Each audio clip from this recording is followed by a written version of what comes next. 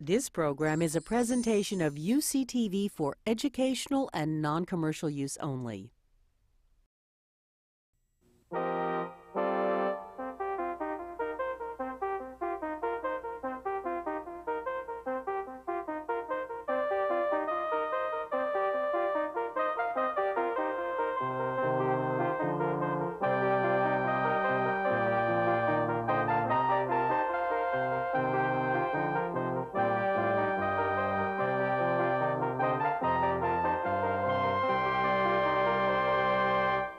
Welcome to A Conversation with History. I'm Harry Kreisler of the Institute of International Studies. Our guest today is Ambassador Joseph Wilson, who has spent more than 2 decades serving his country in Africa, the Middle East, Europe, and Washington. He is the author of a memoir, The Politics of Truth. Ambassador Wilson, welcome to Berkeley. It's good to be with you. Where were you born and raised? Well, I was born in Connecticut, but that was an accident of birth. I know nothing about Connecticut. I was raised in California. My family is an old California family.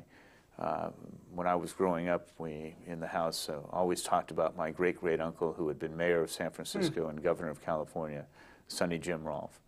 So we grew up in the Bay Area and then subsequently down near where my father grew up in the Los Angeles area, San Marino.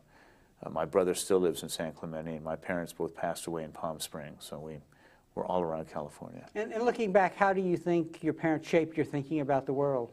Well, I think, and I've tried to put this in the book, that my parents always had a commitment to public service. In fact, there's a long history of public service in my family. Most of it through the military, but also an uncle who was mayor and governor, and an uncle who was a congressman as well.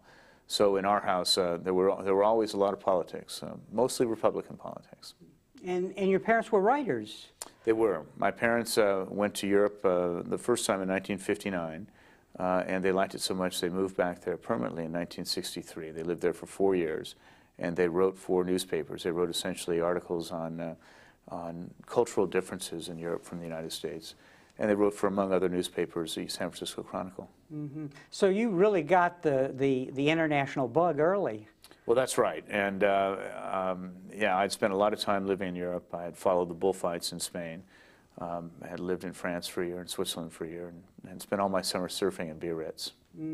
And so come time to get an education, where did you do your undergraduate work? Well, I came back to California, to the University of California, Santa Barbara. I was sitting in Switzerland filling out application forms to the great universities of Europe when I ended up thumbing through an old surfer magazine, and an article caught my attention.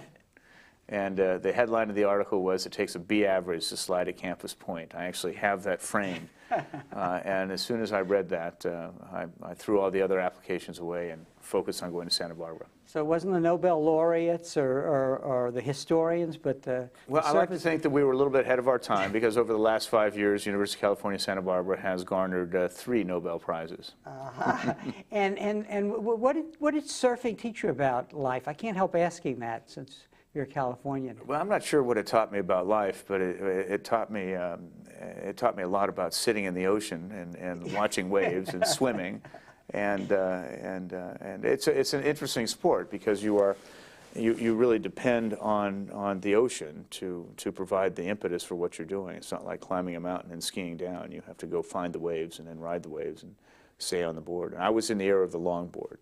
So we were doing different things than what the kids are doing now, but I watch the sport now, and it is just amazing how adept and how talented these kids are who do it, and it's a much, much different sport than when I did it. And then you were a contractor or a builder, I guess. Well, what I was, I went to Santa Barbara in the late 60s, 67 to 71, which of course were the years that were marked by anti-Vietnam war protests. After I finished college, we were all pretty anti-establishment. Ronald Reagan was governor of California, and Dick Nixon was president. And we all, my cohorts, basically did things other than go right into business. The thing I did is I learned the trade of carpentry, and I was a carpenter for the next 5 years. And then you decided to go to graduate school, and to get into graduate school, as I understand it, you took the Foreign Service exam. Well, I had been a carpenter in Santa Barbara and then Lake Tahoe, and that was great. It was a lot of fun. Santa Barbara, you could just work out in the sun all day long. We moved up to Washington State after I got married, And I found out that being a carpenter in Washington State is a little colder and a little wetter than it is in California, not nearly as much fun. So I looked around for something else to do, and I decided I'd go back to graduate school. And in order to demonstrate a commitment to public service, which is what was required for the School of Public Administration, Public Affairs at the University of Washington, you had to demonstrate that you were committed to a career in the public service. Essentially, it was geared to people who had already started their public service careers. So I took the Foreign Service exam in the hopes that that would demonstrate to the dean that I was serious about public service, because I'd had no previous public service experience. And you passed the exam and then went into the Foreign Service right away? Much to my surprise, I passed the written exam, and I subsequently passed the oral examination. And while I got a nice little fellowship and a stipend to go to school, before I was able to complete the master's program, I was offered a job, and so I took it. And you were a little surprised, I think, that you made it. But they must have felt in you there was a kind of an understanding of American culture and ways of doing things. Well, right? I was surprised to have passed the written exam, and in the oral exam, I was very surprised. I didn't think that I had done very well. In fact, both those exams were the only exams I ever took where I had no idea how I had done. I think that perhaps the board that did the oral examination saw potential rather than talent. That's all I can figure. So help us understand what a diplomat does. It's a pretty complex undertaking once you're placed in countries such as the ones you were sent to, Gabon, Niger, and so on. Well, one of the things I tried to do with the book, of course, is to open a window into what is a little understood profession. Those of us who go overseas and represent the interests of our country in foreign environments. Now, I started at the very bottom, and I ended up in one of the most remote places in the world, the West African country of Niger, and in a job that had no glamour associated with it whatsoever. I was not dealing with presidents and chiefs of state and prime ministers. I was dealing with administrative problems, logistical support for the diplomatic mission. So we would go to cocktail parties, and others would talk about affairs of state, and people would come up to me and talk to me about their plumbing problems or about their car had broken down, things like that. But you say at one point, but considerable time is required to develop good intelligence with the obligatory cultivation of contacts, relationships, and networks all being part of the equation. So this interacting with the populace as you move up in the diplomatic hierarchy, it's really kind of key to getting a sense of the place, but also doing, as you call it, the work of democratization. At one point you say, I've been working in the fields of democratization for 25 years, and one really gets the sense in your book that in the various roles you held in these embassies, that's exactly what you were doing. Well, that's exactly right. U.S. policy since the time of Jimmy Carter has been predicated on the desire to promote systems of government that empower people and that support the notion of the rule of law and respect for the human rights of the citizenry, and treat citizens as something more than just subjects of an imperial or tyrannical master. And irrespective of where you are, even in administrative positions early in my career, I came into contact with a landlord class and with people, the moneyed classes of a particular society. And much like moving into any other new town, it takes a while to know your way around. In the Foreign Service, it's a little bit more complicated because you have to know your way around in a different language and in a different culture. I've long believed that in terms of democratization, we're better off if we talk about democratization in terms that everybody can understand, and not about democratization in terms of our own specific experience.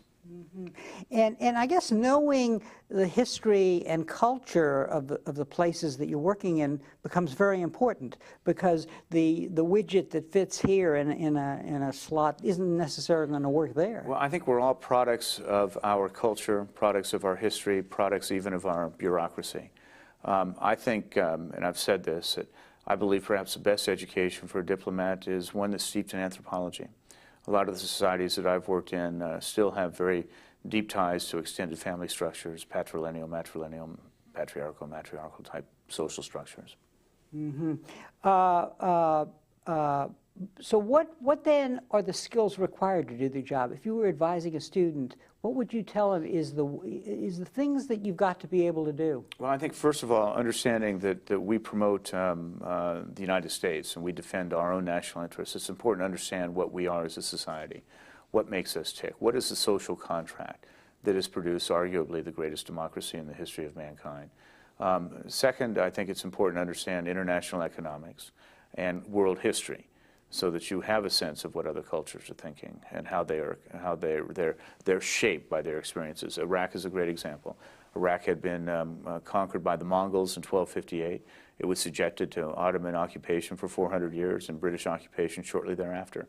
There was no reason in this current war to expect that Iraqis would react other than they have reacted historically to foreign occupations. Mm-hmm. Now, the other side of what you have to do is you have to understand what makes America tick. And I'm curious as to what you see in our history and culture that makes us so naive many times about what we can accomplish in the world. Is it overreading our sense of our own importance and what we've accomplished? Well, I think in all societies there's a tendency to assume that the world rotates around your particular problems. So I've been in places as far-flung as Kigali, Rwanda, and Luanda, Angola, and had the chiefs of state in these societies just assume that because the problems in their country are important to them, that they're important to the rest of the world. And I think we probably have a tendency in all societies to see it that way. Now, with respect to the United States, I think that we are, to a certain extent, subject to our own geographic isolation. For all intents and purposes, we're not surrounded by people with whom we've had historical enmity.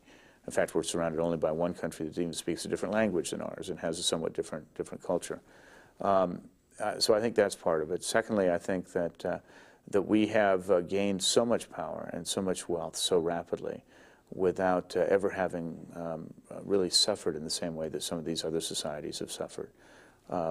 We've only been attacked really twice in our history. One submarine torpedo shell that hit the West Coast in the Second World War, and then, of course, 9/11. But other than that, we've been pretty much immune from attack from foreign countries. That is not the case of all the European countries and most of the Asian and Latin American countries that have been at periodically little wars with each other over time.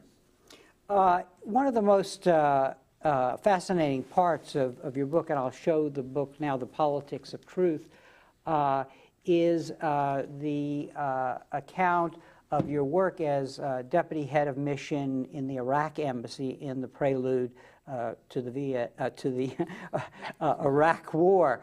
Let's talk a little about that, because once it became, after the invasion, once it became clear that there was going to be war, there was a long period where you had to assume this role of essentially manager, chief representative of the U.S. on the ground. Tell us a little about that and how that was it qualitatively different than everything that had preceded you? Well, as I like to say, I think that we were trained for that crisis from the 15 years of previous experience that I'd had.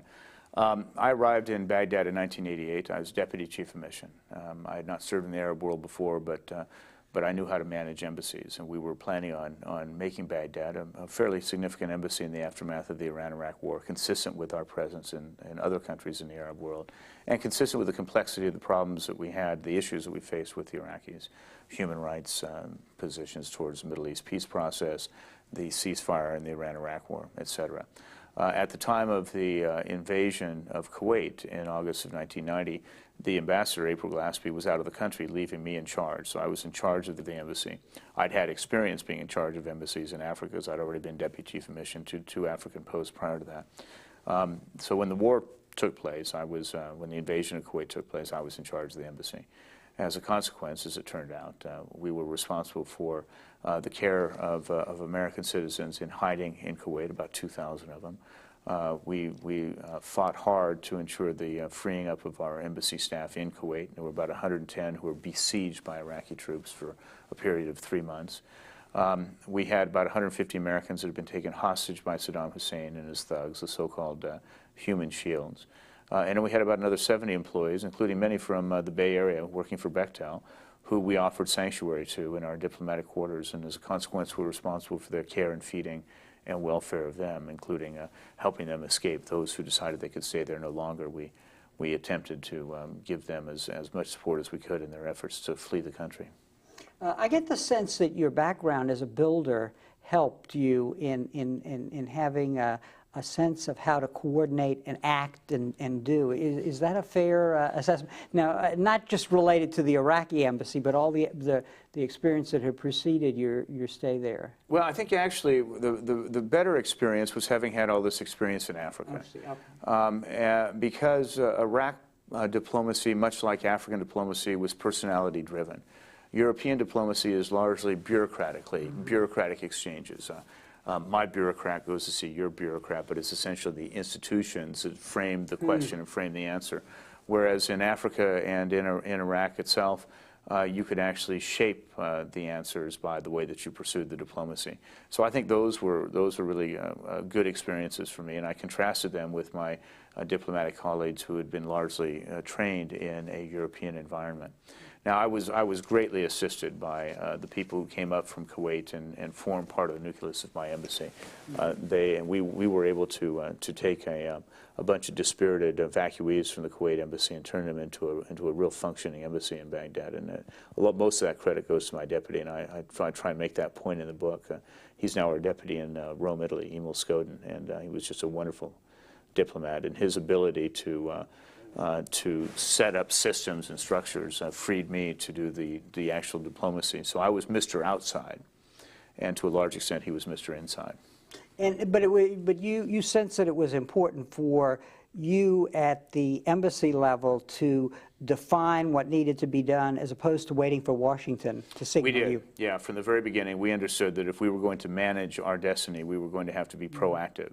And so I tell the story about having aggressively pursued actions on the assumption that it's what Washington would have asked me to do had I consulted with Washington, and then submitting the results to them. In one case, in the very first National Security Council meeting in Washington, chaired by the then President Bush, George Herbert Walker Bush, he was brainstorming with his senior national security staff. And somebody reached over to him and said, if you take a look at this executive summary, you'll see that what you're suggesting Joe Wilson did 2 days ago. And that instilled in the White House a considerable amount of confidence in what we were doing out in the field. In subsequent National Security Council meetings, I'm told by people who were there, whenever somebody would come up with an idea, the president would say, well, what does Joe Wilson think about that? Now, in your book, you discuss two very important meetings, and I would like to talk to you about those. One is the meeting of Ambassador Glaspie with Saddam Hussein, and the history books have not been clear yet about whether she gave him the wrong signal before the invasion that led him to think that he would get away with it and that we would acquiesce in the invasion. You're providing new information here, things that you have learned since that day about people on the Iraq side who were present. Tell us about that. Well, the first draft of the history of that meeting has not been very kind to April Glaspie, and have in fact suggested that perhaps by the way that she phrased her talking points, that she may have given inadvertently Saddam Hussein a green light, or at least not a red light from invading Kuwait, either encouraged or at least not discouraged it. Well, having spoken to one of the people who was at the meeting from the Iraqi side in New York last year, about a month before he passed away, 2 months before he passed away, I asked that very question because I was not at the meeting. I know what April told me when she came out of the meeting, and I know how the cable she wrote reads. And he said, no, absolutely not. That in fact in that meeting, what she said was exactly what the Iraqis expected her to say. It was a long-standing policy of the United States and of other global powers or regional powers that we do not take positions on the merits of a particular legal case between two Arab countries other than to encourage them in the strongest possible terms to mediate their differences either through an international court of justice or international mediation or bilateral diplomacy. What did surprise this interlocutor, Nizar Hamdoun, who had served as ambassador to Washington and as ambassador to the United Nations, as well as undersecretary for foreign affairs in Iraq, what had surprised him was the tenor of the letter subsequently sent to Saddam Hussein by then President Bush. Before the invasion, yeah. Which he found to be overly conciliatory.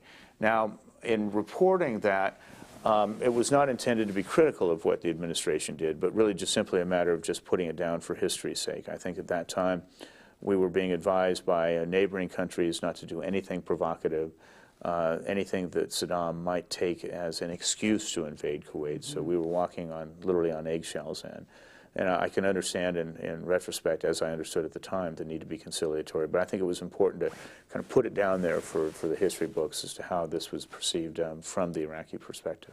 Then after the invasion, you have a meeting. You're now the acting ambassador. You have a meeting with Saddam Hussein at which the atmospherics became very important, and your mind was running like a computer to think out the kinds of situations you wouldn't be placed. Talk a little about that, because it's a whole other dimension of your job. I had met Saddam about 4 times prior to that, but always accompanying other people, whether it was a U.S. senator or a U.S. official.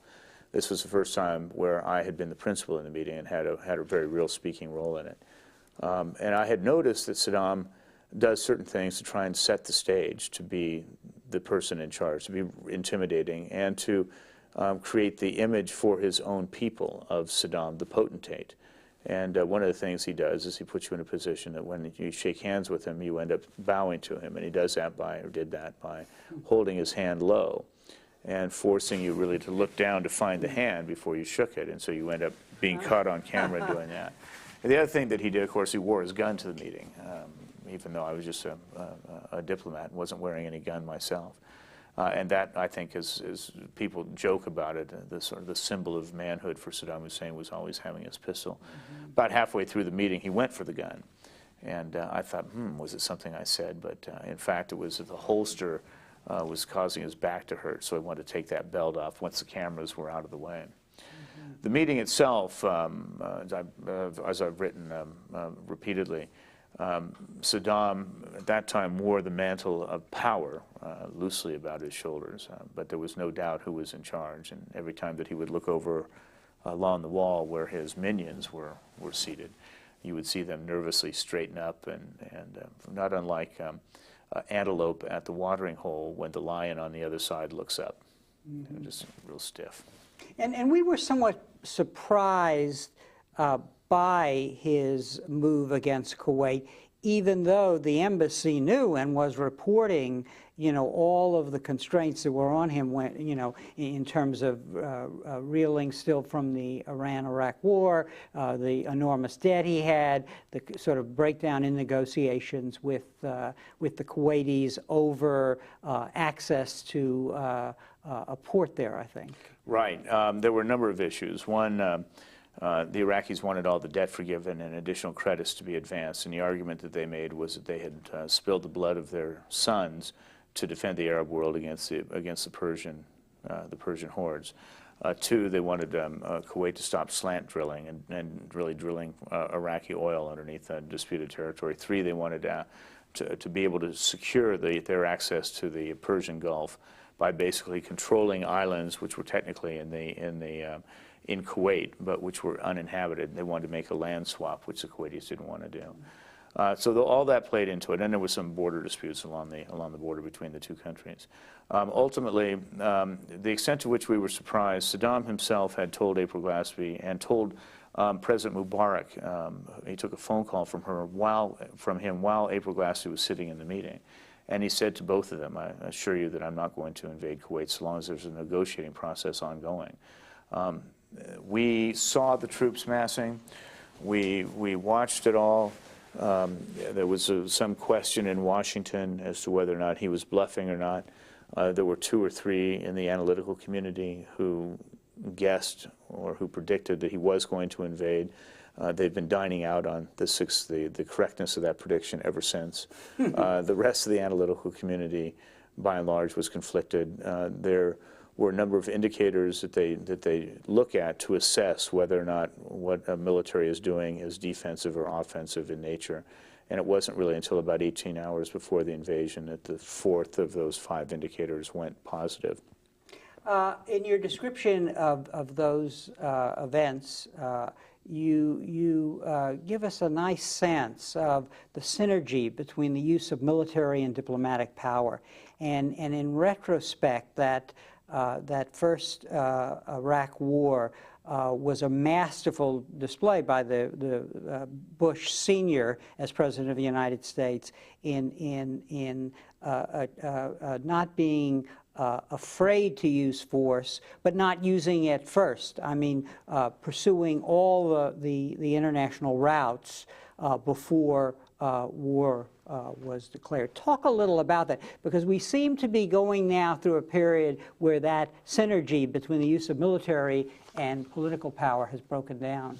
Well, absolutely, and I in the interest of full disclosure, I admit my bias, having been part of that team. Mm-hmm. But I do believe that it will go down in history as a classic casebook study of how one applies both diplomacy and military force to an international crisis. It was clear from the first day that Saddam Hussein was in violation of the UN Charter, in violation of the Arab League Charter, in violation of his own draft constitution in invading Kuwait and opting to go to war to solve this border dispute that could have and should have been solved by other means. The president made it very clear, then President Bush made it very clear that one, he was not going to go any further in the event that he had any ambition to do so, and then subsequently that we were going to roll back that invasion. At the same time, we were in the immediate post-Cold War era, and we understood that the next generation of wars were likely going to be not unlike what we were seeing in the Iraq-Kuwait conflict. Small, bloody, not of necessarily strategic consequence to us immediately, and therefore not requiring the full brunt of a sort of World War II-like response. And as a consequence, we were going to want to manage them through a coalition of friends and allies who would help field troops and who would help finance the war. And any military action or any attempt to manage the invasion and roll back the invasion would have to be within the context of the collective security system that we had created for ourselves over the previous 60 years, the United Nations. In this case, if you were going to do that, you had to narrow the objective in order to ensure that you had a maximum amount of coalition partners, both financing and putting troops in the field. That's what we did. Narrowing the objective, the one objective that we could get through the UN Security Council, which provided the legal framework within which we could work, was expelling Saddam from Kuwait. That was the crime that he had committed, and that was what allowed us to use all necessary force.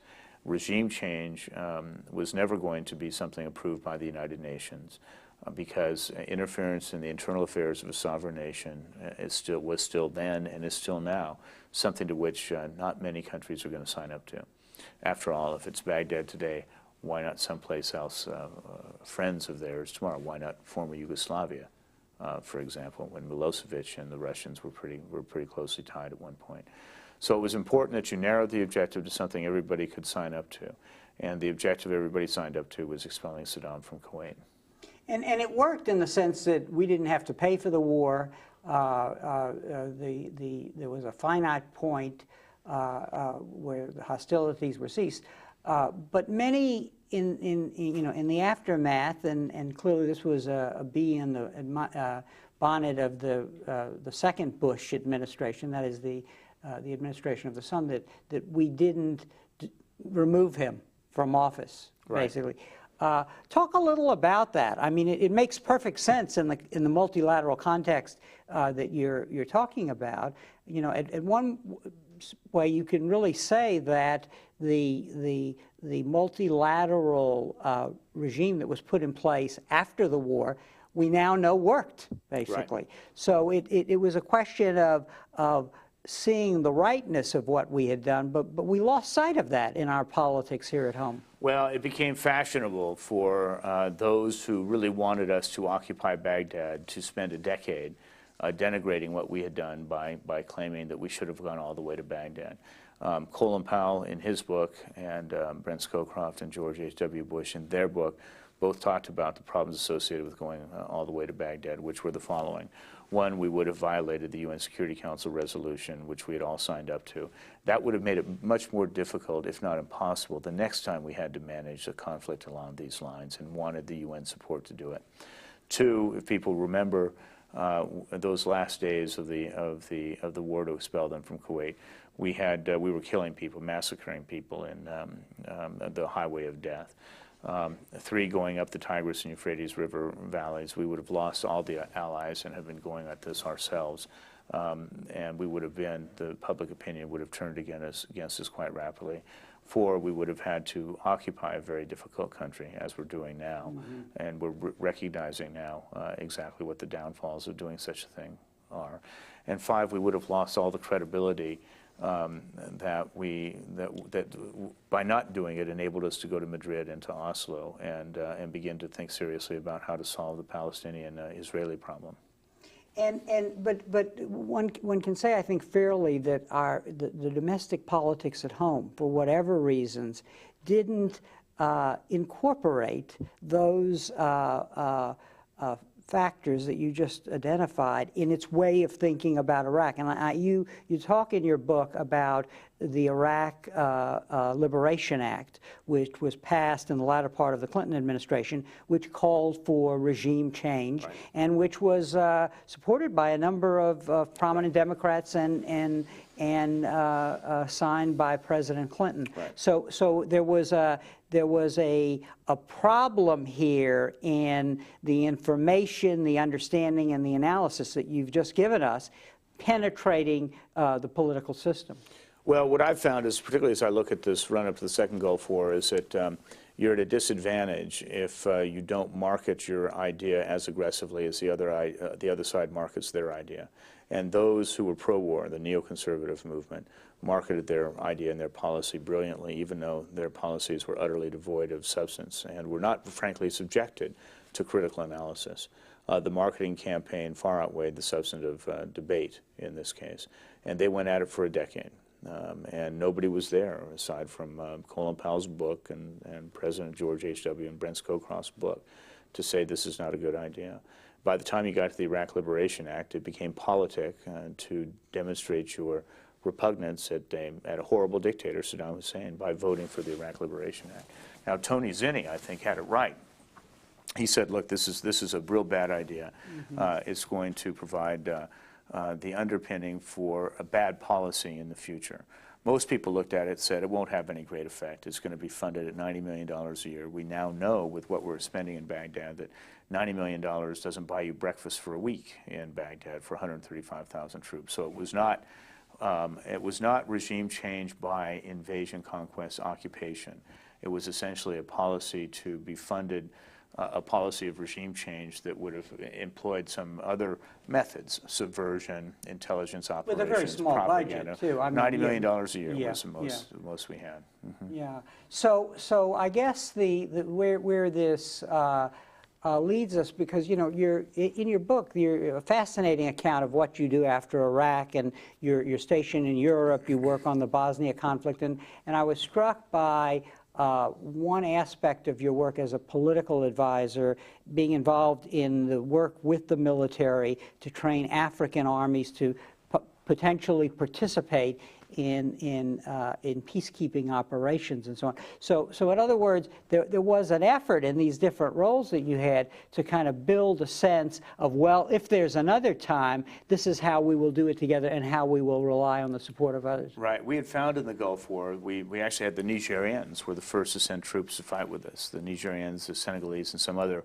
African armies had sent troops to fight with us. We also had used often in peacekeeping operations African troops. The African Crisis Response Initiative, which is the program you're talking about, actually came about as a consequence of the Rwandan genocide, when we all realized that the United Nations, and indeed the United States, just reacted way too slowly to what was a horrible and a morally unsustainable situation. The idea that we waited until 800,000 Rwandans had been killed before we reacted was something we did not want to ever do again. But understanding the difficulty in summoning both national political will to intervene in Africa and the UN collective will to do so, we decided that we would try and train up different battalions of African troops who could be called upon and move much more quickly. We all understood that we had we the United States, have unique capabilities to bring to any crisis. I think the most important of those is leadership. We can serve as a catalyst and drive agendas, rather well. But specifically, we can also provide logistics support, command and control capability above the battalion level, and intelligence. We've got a pretty good intelligence apparatus that we can bring to bear on a particular crisis. Other countries can put boots on the ground, as they say. And what we wanted to do was set up a system that allowed other countries to put the boots on the ground more quickly than we would be able to do. And then we would move them. We would use our unique capabilities to supplement what they were doing in support of a mutually agreed upon goal, i.e. preventing genocide or stopping genocide. A social scientist would say that these two wars are a perfect scientific test of responding to a threat. We have the same villain, the same evildoer. So I guess I want to ask you, you're a student of politics, you've represented the United States, you're a student of our culture. How do you explain how this second Bush administration, that is the administration of the son, was so different in its perspectives, not only about Iraq, but about the world, how you engage the world, the emphasis on military power, the emphasis on unilateralism. So, I mean, it's quite a striking break in a tradition which we've just been talking about. That is engaging the world, spreading American influence and interests, but in a way that understood multilateral institutions. That's what came before. But suddenly we're presented with the current situation. Well, I think that's exactly right. I think there is a school of thought out there which occupied a fringe part of the Republican foreign policy debate. Produced a paper called The Project for the New American Century, which is essentially a blueprint for an American imperium. It was, in retrospect, and if you go back and you read it now, it looks like a very empty set of assertions that are not supported by any reality whatsoever. Just simply, it's an ideological tract. But it basically had as its objective the goal of assuring American national security over the long term by demonstrating through the use of force, or I would say the abuse of force, just how strong a power we are, and thereby discouraging others to threaten or challenge our dominance of the world. I think Max Boot, who's one of the writers for this crowd, said it best when he said we should stride across our empire proudly in jodhpurs and pith helmets like the British of the 19th century. Now the problem with it is once it met reality in Baghdad, quite apart from demonstrating how powerful we were, it showed very clearly the limits of our power. And as a consequence, we now find ourselves in a position that a Reagan an official from the Reagan era recently told me we're on the eve of a strategic catastrophe in the Middle East. Mm-hmm. And you know, as I read your book and look at your career in these various different settings, I get a sense that as a representative of the United States, there is a style, a way of doing business. I would call it empirical, pragmatic, very, very American as you're placed in these various countries and so on. Whereas what we're now engaged in is a kind of ideological study, which is very different. And in a funny kind of way, you were actually brought into this drama, and I want to talk about that now. You left the Foreign Service. You were a business consultant, and you were called in to verify some intelligence information about whether Saddam Hussein was buying uranium cake in the country that you had represented us in. So tell us about what the problem was, what you did, and how you went about finding the answer to the question of whether he was doing that. Sure. I retired in 1998 after having served at the National Security Council as Senior Director for African Affairs. During that period in Washington, I'd worked very closely with successive governments from Niger as they worked their way through a military coup and a subsequent assassination of a president, and ultimately to turning over the reins of power back to a civilian, democratically elected government. I knew all the people who worked in that. I retired in 1998 after having taken President Clinton to Africa for 11 days and was going on with my life. I had a wife, I had two young twins, I had mortgage payments just like all Americans. I had to. And you were getting in some golf too. And I was working on my golf game, I like to say. But I had given, 2.5 decades to public service. I'd been an ambassador. There was a little more that Foreign Service had to offer me. As I saw it, I really wanted to do something else.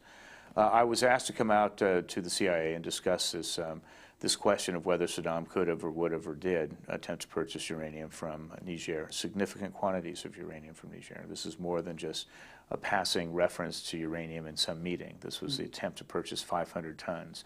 Now, 500 tons occupies a lot of space. Moving 500 tons of uranium from the middle of the Sahara Desert without anybody knowing it was always going to be a difficult proposition. But the question had been raised by the Vice President of the United States, and he just wanted an answer. The CIA said the best way to get the answer is to go back and take a look at all the information we have on it, and if that doesn't satisfy our analysts, let's see if we can send somebody out there to put eyes on the target. They invited me out there to talk about this. I was invited out because I knew a lot about uranium. I had been ambassador in a country that produced uranium in West Africa, Gabon, and I knew a lot about the Nigerians who had been in office at the time this memorandum of agreement had supposedly been executed. As a consequence of the discussions we had out there, they asked me if I would go on out to Niger and take a look at it. And I said, sure. I said, I will go. I don't do espionage. I'll do a diplomatic mission.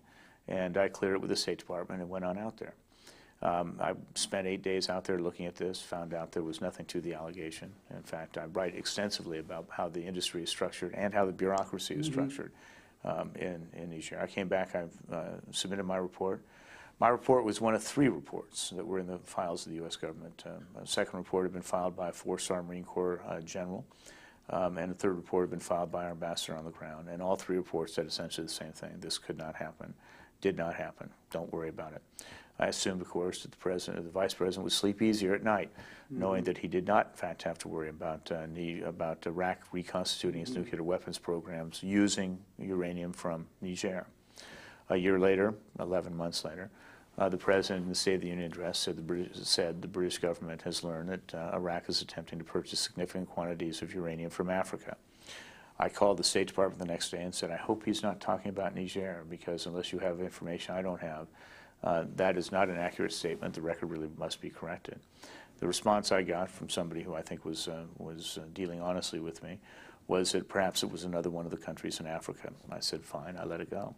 When it became clear it was Niger, then I felt compelled to do my civic duty and hold my government to account for what the president had said in the State of the Union address.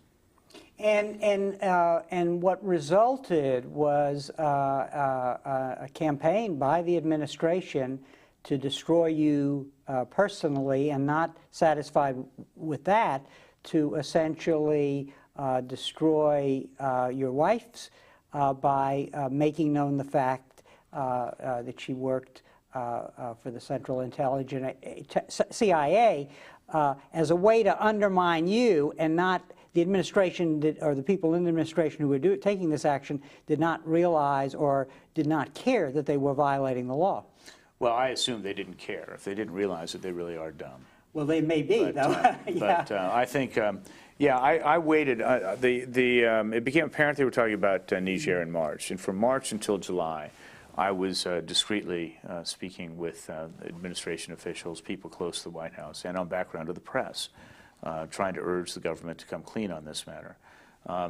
Again, it's a matter of civic duty. It's what you do in this country.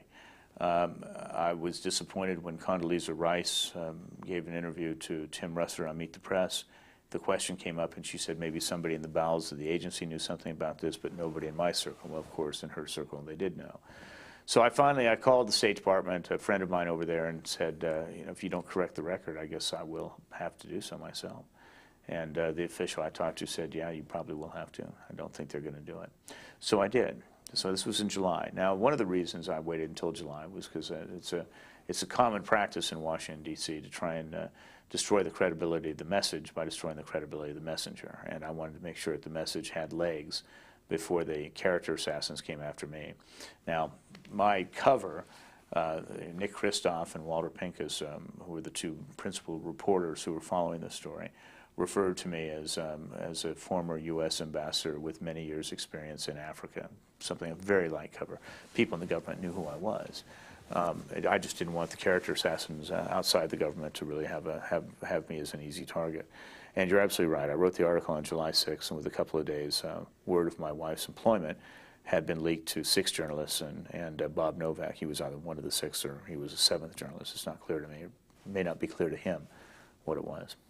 In retrospect, or are you surprised by how the press responded, the political parties, the Senate, to the buildup to war? Was the case ambiguous enough, as we came to the buildup? Was it that we weren't expecting our leadership to be deceiving us, or not be honest with us, or not have the information that they should have? How do you evaluate this? Because you're a man who can actually talk to that question. Yeah. We were clearly denied the debate that our soldiers, sailors, airmen, and Marines deserve before we send them to kill and to die in our name. There is no more solemn decision a government has to make than the decision to send soldiers off to war. That's very clear. The debate was skewed. It was not based upon a set of commonly accepted facts. It was based upon information that was thrown into the debate simply because it supported political decisions that had already been made. The case of uranium, in the case of the President's State of the Union address, was a case in point. 5 days after the President gave the State of the Union address, Colin Powell would not use that information in his speech to the United Nations. It became clear after the fact that the director of the Central Intelligence Agency had succeeded in having that assertion removed from the go-to-war speech that the President made in Cincinnati in early October. There were also 2 memoranda in the files of the National Security Advisor and the record of a phone call saying don't use this assertion. In fact, it is now clear that the reason the reference was made to the British intelligence was because the CIA wouldn't permit the use of the assertion directly based upon our own intelligence. That constitutes, in my judgment, a pattern of active deception, of lying to the Congress of the United States, lying to the American people. So how do we recover from this debasing of the quality of the democratic debate in the United States about major issues such as going to war? I mean, we're going to have to pick up the pieces, right, and convince people that they can trust their government again. Well, I think there's 2 issues here. One is how do we get out from the war, and that's a separate issue we can deal with separately. But the first part of it is what to do about our democracy. And I think one of the conclusions that I draw in the book, in fact, in writing the book, it allowed me to think through, to get back to the intellectual underpinning of what I did instinctively, the civic duty. What makes us as Americans hold our government to account? Well, it's our social contract with our government. And that contract is based upon a healthy skepticism of the power of the executive branch. And it's enshrined in institutional checks and balances. It's also enshrined in freedom of the press and freedom of speech. And define freedom in this case as responsibility. Responsibility to hold your government to account for what it says and the actions it takes in the name of the American people. Now, my own judgment on all of this is that the best way we can avoid this sort of calamity, and I think that's what we're facing here, is to be better stewards of our democracy. I come away from my own experience and my own life experiences of having lived in dictatorships from Franco's Spain to Saddam's Iraq, absolutely persuaded that the American experience, the American experiment in democracy, is the best system of governance known to mankind. It empowers people. It protects people's rights, my own included, by the way, when I stepped into the public square. What they did to my wife was an aberration. Hopefully they will pay for it. But the essence of it all is that if you have a government that is elected with essentially 22% of the adult population and as a consequence is beholden to that minority of the population of this country, that is not democracy. And in order for us to redress the balance, we have to have more vigorous debate. We should be better stewards of the democracy. We should be as enthusiastic about watching these decisions that are being made in our name as we are enthusiastic about watching the Lakers in the NBA playoffs. And I think part of what this would involve is making people understand, I guess, the limits to which we have to the limits to changing the world in our image. I mean, there was something that the Bush administration was saying that I think that resonated with people, but it was a very naive and foolish notion that the world could be transformed, not by the hard work that you're describing in your book over many years in a diplomatic career, but by some magic imitation of the way we vote, the way we hold elections, and so on. Well, I think to a certain extent we fail to understand even the extent to which we get up every morning and fight for our democracy. And we fight it at every level. People go in front of the Planning Commission. People go to PTA meetings. People appeal to their city government for better trash pickup. It plays out in state capitals. It plays out in the federal capital. In my case, it happened to be in the area of foreign affairs. But American citizens around this great land of ours get up every morning fighting for the democracy. We've been doing so for over 230 years. But we need to do better, and we need to do better at all levels, and we need to be more engaged in it. We should be watching our democracy with at least the same enthusiasm as we watch American Idol. What about the pieces that we have to pick up now in that part of the world, in Iraq? What does the beginnings of a strategy for resolving the mess that has been created? Well, I think anything that is said about Iraq today is probably overtaken by events within 48 hours. I think the situation is moving that quickly. But the bottom line on all of this and the utter failure of this administration is an understanding that Iraqis were always going to view this as an occupation to be resisted so long as it was done with a small group of coalition partners, that the only way to succeed in this would have been, or would be still, to create the impression amongst the Iraqis that what you were doing here was an international reconstruction effort designed to help them in their time of need after 35 years of Ba'athist tyranny, 3 wars, and of course shock and awe. We did not do that. In order to do that, if there is still an opportunity, we have to leverage additional American investment in terms of military assets into the fray against the rest of the world taking positions with us, and things like political reconstruction and economic contracting, provision of basic services, border patrol, and managing public safety programs. On that note, Ambassador Wilson, thank you very much for joining us today, and thank you very much for joining us for this conversation with history.